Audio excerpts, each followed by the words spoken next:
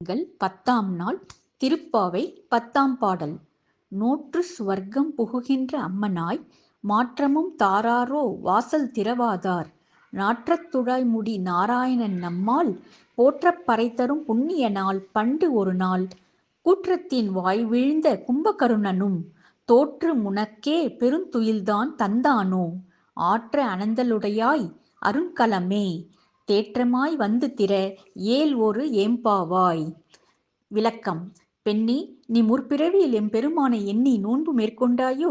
அதனால்தான் அவனுடைய சொர்க்கத்தில் வசிப்பது போல இப்போது தூக்க சுகத்தை அனுபவிக்கிறாயோ? தூக்கம் என்ற கற்பனையிலேயே சஞ்சரித்துக் கொண்டிருப்பதை விடுத்து யதார்த்த உலகத்திற்கு வா. சரி, அரைக்குறை தூக்கமாகவே இருப்பதனால் கதவைதான் திறக்க மாட்டாய். ஏதாவது பதிலும் பேச மாட்டாயோ? நம் நாராயணன் இனிமையானவன், கருணை மிக்கவன்.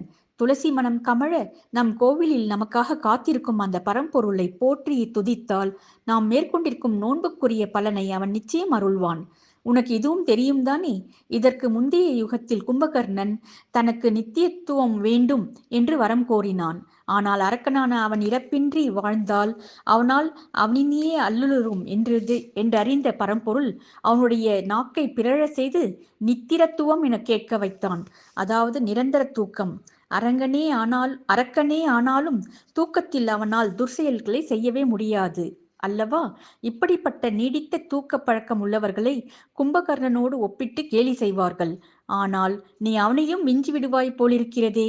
பெண்மைக்கு ஒவ்வாத இயல்பாத சோம்பலை வளர்த்து கொண்டிருக்கும் பெண்ணே, வா, கிடைத்தற்கரிய நல் நகையே, மெல்ல எழுந்திரு, கதவை திற.